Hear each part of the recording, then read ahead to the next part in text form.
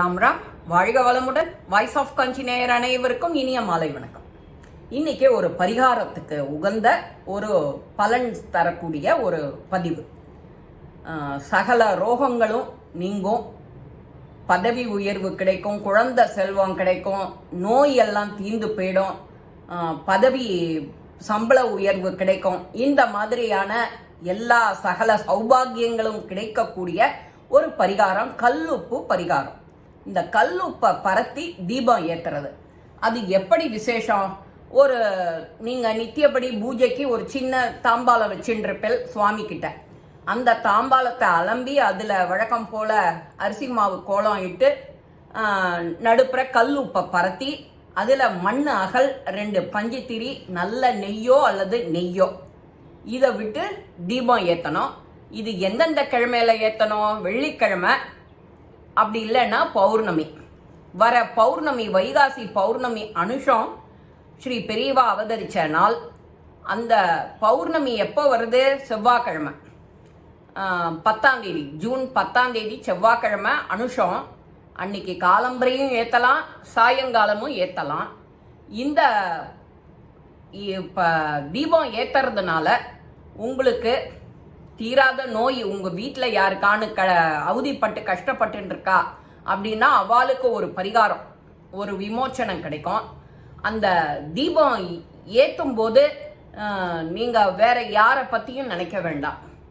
மனசை ஒருமுகப்படுத்தி உங்கள் குலதெய்வம், இஷ்ட தெய்வம், அந்த தெய்வத்தை நினச்சி அதுக்கான ஸ்லோகங்களை சொல்கிறது. உப்புல மகாலட்சுமி இருக்கா, கடல்ல உப்புல மகாலட்சுமி இருக்கா, கடல்ல தானே இருக்கா அவ. அந்த உப்புக்கு அவ்வளவு சக்தி இருக்கு. எதிர்மறை ஆற்றலை குறைக்கக்கூடிய சக்தி உப்புக்கு நிறையா இருக்கு. அந்த உப்பு மேலே நாம் அகல் தீபம் ஏற்றி இந்த மாதிரி பண்ணுறதுக்கு நிறைய நேர்மறை ஆற்றல் உண்டு. அது உங்களுக்கு ஸ்வீகரிக்க வசதி. இது வெள்ளிக்கிழமை அன்னைக்கும் பௌர்ணமி அன்னைக்கும் ஏற்ற உகந்த நாள். அதுக்காக தான் இந்த அவசரமான பதிவு. இன்னும் 1 வார காலம் இருக்கு. அந்த 1 வார காலத்தில் யார் யாருக்கு இந்த பதிவு போகணுமோ போய் சேர்ந்து எல்லாரும் இதை செய்ய வாழ்வில் உயர்வு அடையணும்.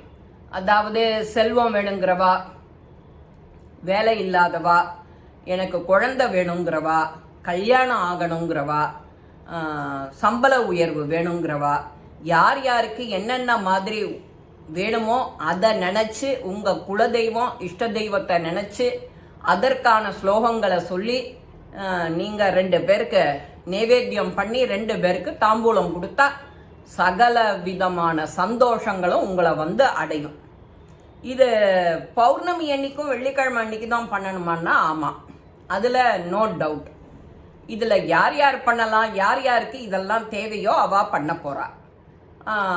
இந்த கல் உப்பை அந்த பரிகாரம் செஞ்சு முடித்த உடனே, அந்த ப்ரேயர் முடித்த உடனே அந்த கல் உப்பை என்ன செய்யலாங்கிற கொஷின் வரும்.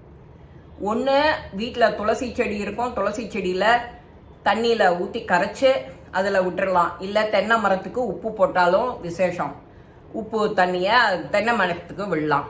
அப்படி இல்லை அப்படின்னா கிணறு, இல்லைன்னா ஓடுற தண்ணி. இதை எக்காரணத்தை கொண்டும் சமையல்லாம் யூஸ் பண்ணக்கூடாது. உப்பே ஒரு பெரிய மகாலட்சுமி, மகாலட்சுமியோட அம்சம் புரிஞ்சவ. வெள்ளிக்கிழமை அன்னைக்கு நாம் உப்பு வாங்குறது எவ்வளவு விசேஷம்னு தெரியும் உங்கள் எல்லாருக்கும். உப்பு ஜாடி வெள்ளிக்கிழமை அன்னைக்கு ரொப்பி வச்சா செல்வம் பெருகும் சாதாரணமாகவே.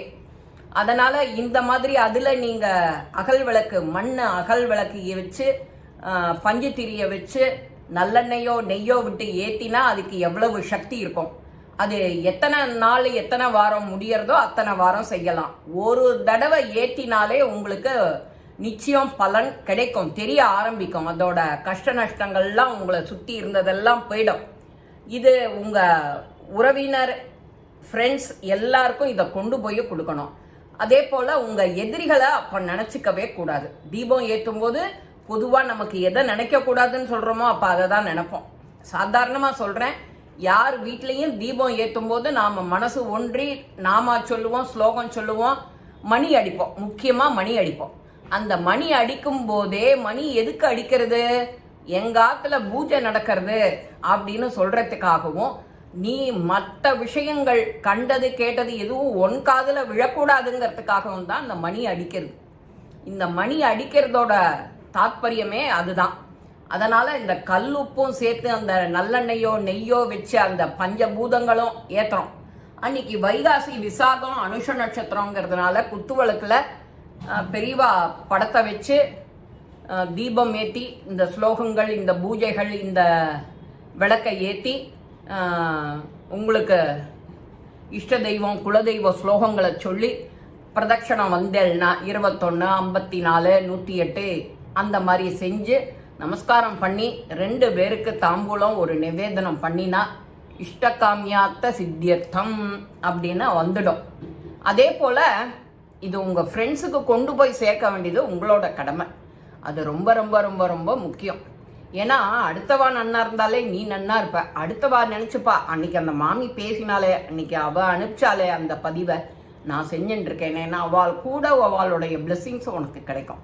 இந்த மாதிரி நீங்கள் எப்போதுமே மனசை விசாலமாக வச்சுட்டு எல்லாருக்கும் உதவி பண்ணுற நோக்கத்திலேயே இருந்தேன்னா அந்த வாழ்வு நிச்சயமாகவே செழிக்கும், நன்னா வளர்ச்சி அடையும். அன்னைக்கு பெரியவாங்கிறதுனால ஹர ஹர சங்கர ஜெய ஜெய சங்கரா ஸ்ரீ மகா பெரியவா திருவடிகளே சரணம் இதை சொல்லலாம். அப்புறம் பகவக அப்படின்னு சொல்லலாம், ஸ்ரீராம் ஜெயராம் சொல்லலாம், ராம ராம சொல்லலாம், சிவ சிவ சிவா சொல்லலாம். யார் யாருக்கு என்னென்ன நாம முடியுமோ சொல்ல தெரியுமோ அதை சொல்லி 2 கல்கண்டு பால் நிவேதனம் பண்ண பெரியவா சந்தோஷம் அடைஞ்சு உனக்கு எல்லா அனுகிரகமும் நிச்சயம் தருவா. இந்த பதிவு உங்கள் எல்லாருக்குமே பிடிச்சிருக்கும். லைக் பண்ணுங்க, ஷேர் பண்ணுங்க, பெல் பட்டனை கிளிக் பண்ணுங்க, சப்ஸ்கிரைப் பண்ணுங்க, கமெண்ட்ஸ் பாக்ஸில் கமெண்ட்ஸ் போடுங்க. ஸ்ரீ மகா பெரியவா திருவடிகளே சரணம். நல்லதே நடக்கும். ஆனந்தமாக இருப்போம் நண்பர்களே. வாழ்க வளமுடன்.